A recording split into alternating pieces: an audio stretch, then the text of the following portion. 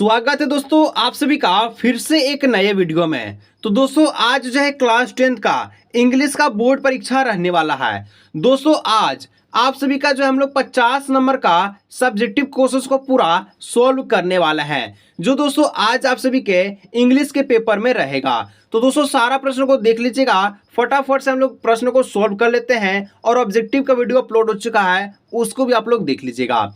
दोस्तों जैसे ही आज आप लोग एग्जाम देने जाइएगा तो सेक्शन बी का जो प्रश्न रहेगा इसमें आपको ये वाला पैसेज आपको देखने को मिलेगा, जिसमें दोस्तों सबसे पहले बोला गया है कि क्वेश्चंस नंबर 31 से 38 very short question answer right any 6 questions, जो कि आपको 12 नंबर का सवाल का जवाब मिल जाएगा। यानी कि 12 नंबर आपका इस पैसेज से मिलने वाला है। तो यही पैसेज दोस्तों आपको देखने को मिलेगा। तो चलिए हम लोग फटाफट से पैसेज को पढ़ लेते हैं और इसके द्वारा पूछे गए सारे प्रश्न का हम लोग जवाब को देख लेते हैं। पैसेज दोस्तों कहता है the joint family system has undergone a drastic change in India.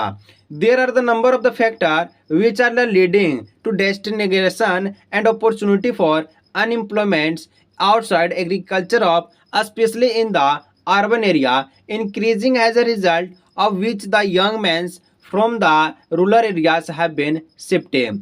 मतलब कि जो पैसेज है दोस्तों ज्वाइंट फैमिली को लेकर के है कि किस प्रकार के ज्वाइंट फैमिली में जो मेंबर्स लोग रहते हैं, ठीक है, किस प्रकार से जो लोग हैं वो गांव को छोड़ करके शहर में बस जाते हैं, किस प्रकार से अनएम्प्लॉयमेंट से किस प्रकार से अपॉर्चुनिटियां को खो देते हैं, वही सारा चीज यहाँ पर लिखा गया है।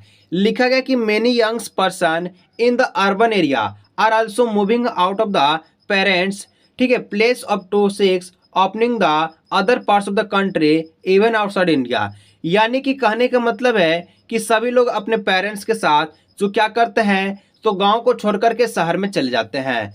The property disputes and the source selection between the mother in law daughter in law have forced many person और to opt and independence living. यानी कि काफ़ी जो महिलाएं हैं वो खुद पर निर्भर रहती है, ज्वाइंट फैमिली में लिखा गया है। Has a result of disintegration of the joint family the age have lost traditional source of economics and social support which was easily available of the joint family. तो इस प्रकार से दोस्तों ज्वाइंट फैमिली का पैसेज आपका दिया गया है। चलिए हम लोग जो है पूछे गए प्रश्न का सारा जवाब को हम लोग देख लेते हैं। सबसे पहला प्रश्न दोस्तों 31 नंबर का जो कि आपका पैसेज का प्रश्न है, यही प्रश्न आपको देखने को मिलेगा। पैसेज क्या कहता है कि what change do you see in the joint family in India. यानी कि दोस्तों आप सभी को किस प्रकार का चेंज ज्वाइंट फैमिली में देखने को मिलता है। तो joint family system has undergone a drastic change in India. यानी कि यहाँ पर जो ड्रेस्टिंग चेंज अंडरगॉन जो चेंज जो है देखने को मिलता है। इसके बाद से 2 नंबर का जो क्वेश्चन है कि why are the young man from village shifting to town और सिटी। किस प्रकार के जो लोग हैं गांव को छोड़ करके शहर में बस जाते हैं। द यंग मैन फ्रॉम जो है विलेज शिफ्टिंग टू टाउन और सिटी फॉर दिस वर्क। यानी कि काम के तलाश में गांव को छोड़ करके शहर में वो लोग बस जाते हैं। 33 नंबर का क्वेश्चन क्या कहता है कि what types of disputes are common in joint family. यानी कि किस प्रकार का जो है कॉमन पाया जाता है, डिस्प्यूट्स पाया जाता है। The property of disputes and source selections between the mother in law and daughter in law dependence living. यानी कि ज्वाइंट फैमिली में daughter in law mother in law का यहाँ पर जिक्र किया गया है। अब दोस्तों नेक्स्ट क्वेश्चन 34 नंबर कहता है कि who suffer the most due to the disintegration, ठीक है, ऑफ ज्वाइंट फैमिली। तो दोस्तों यहाँ पर किस प्रकार का सफर को देखने को मिला है तो independence living the most due to the disintegration of joint family. तो इस प्रकार से आंसर्स को लिखेगा तभी आपको जो है पर क्वेश्चन का आपको 2 में से 2 नंबर मिलेगा, क्योंकि पैसेज जो है आपका 2-2 नंबर का सारा प्रश्न है। तो सारा प्रश्न को देख लीजिएगा, इस प्रकार से आपको आंसर्स को देना है। 35 नंबर क्वेश्चन क्या कहता है what loss have they suffered. यानी कि किस प्रकार का लॉस यहाँ पर देखने को मिलता है ज्वाइंट फैमिली में। द एज हैव, ठीक है, aged have loss the traditional source of the economics and social support joint family. तो ट्रेडिशनल जितना भी चीज है वो सारा चीज यहाँ पर भुला जाता है। अब दोस्तों नेक्स्ट 36 नंबर का जो क्वेश्चन है कहता है कि which word in the passage means extreme. इस पैसेज में एक्सट्रीम का मतलब क्या है, एक्सट्रीम का मतलब होता है बहुत ज़्यादा। तो दोस्तों यहाँ पर हम लोग लिखेंगे सब्स। और देखिए सबसे पहले इस क्वेश्चंस का जवाब आपको लैंग्वेज में देना है, कम से कम एक शब्द में, एक वर्ड्स में, ठीक है, यानी कि आपका जो एक सेंटेंस है पूरा में, तभी आपको 2 में से 2 नंबर एग्जामिनर देगा। यहाँ पर ये एक वर्ड में नहीं बल्कि एक सेंटेंस में लिखना है। तो आपको ऐसे लिखना है कि the passage main extreme age subs, इस प्रकार से आपको लिख देना है एग्जाम में, ठीक है। अब 37 नंबर दोस्तों क्वेश्चन आपका इस प्रकार से दिया गया है, कंप्लीट द सेंटेंस, और इसी प्रकार से आपको एग्जाम में रहेगा।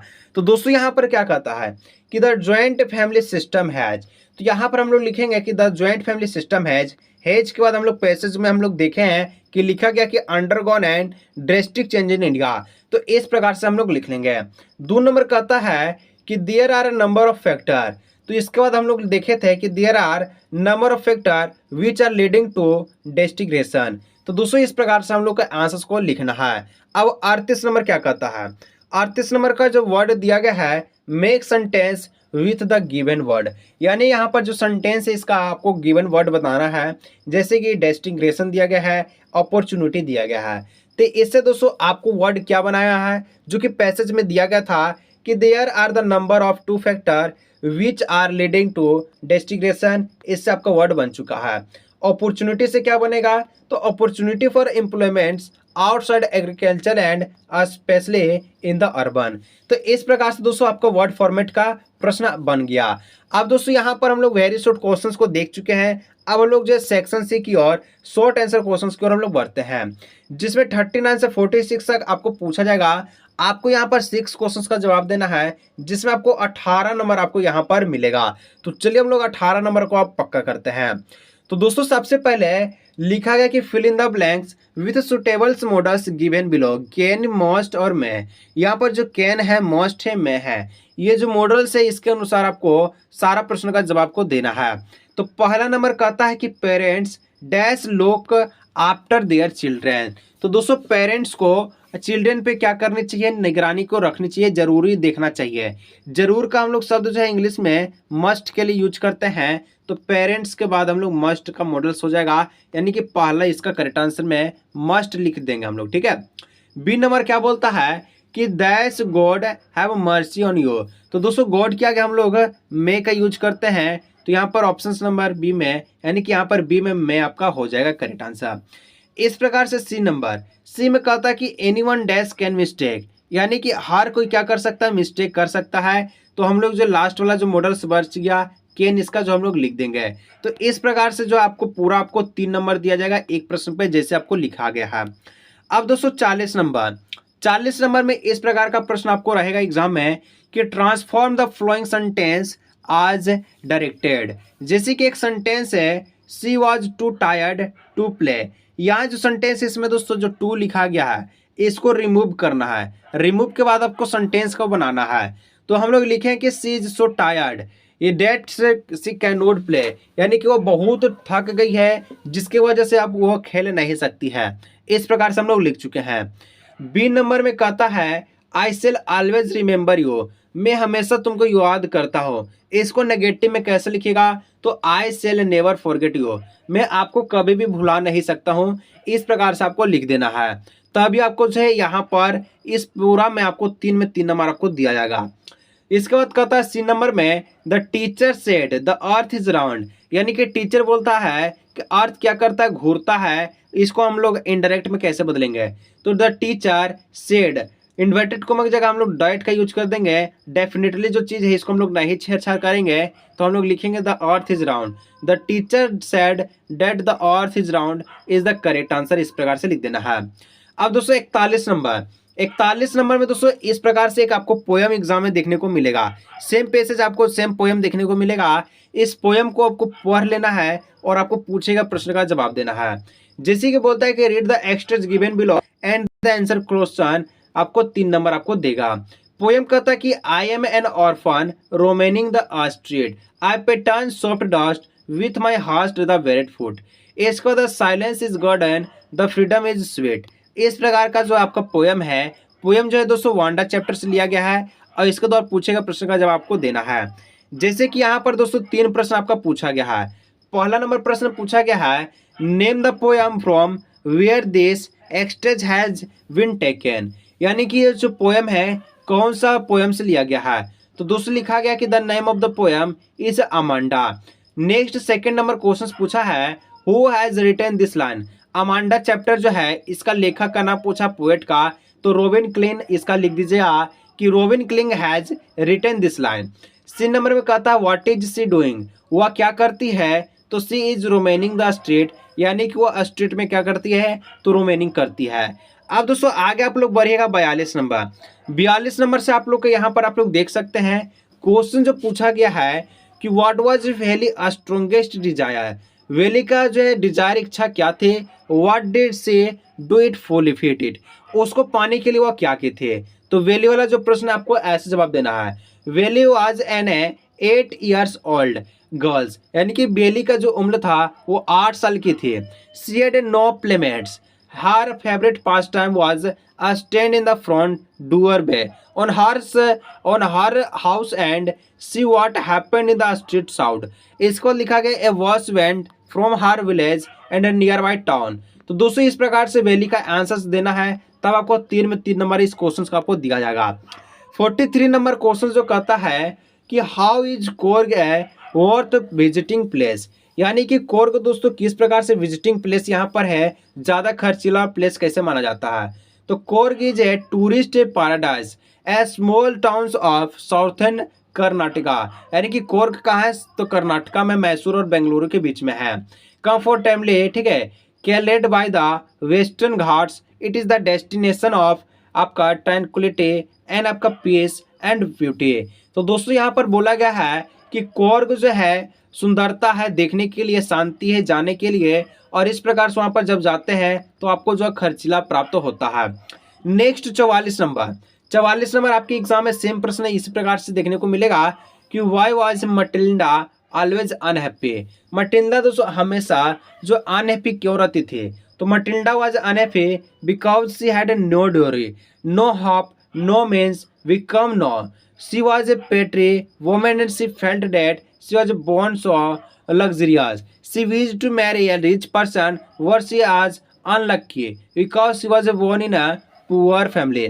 मनी की मटलिंडा का जो इच्छा था दोस्तों वो जो है लग्जरियस घर में पैदा हो, उसकी जो शादी है रिच पर्सन से हो, लेकिन ऐसा उल्टा हो गया था, वो जो एक गरीब घर में क्लर्क के घर में पैदा हो चुकी थी। तो इस प्रकार से लिखना है आपको आंसर्स को। 45 में कहता है why does Anne want to keep a diary. Anne का दोस्तों क्या चाहा थे डायरी को लिखने के लिए, तो any felt her self completely alone. दोस्तों एनी जो हमेशा जो है खुद को अकेलापन महसूस करती थी।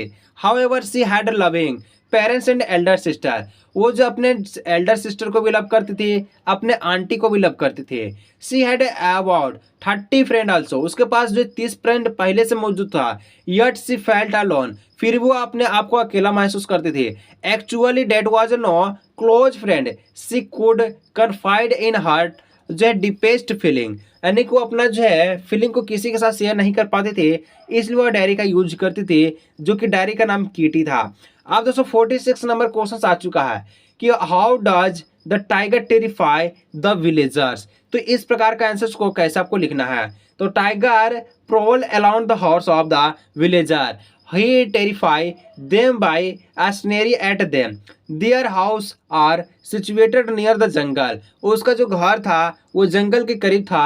he terrified the villager by bearing his fangs and showing his long claws, और इस प्रकार से टायर से वो लोग क्या करते थे, टेरिफाई करते थे।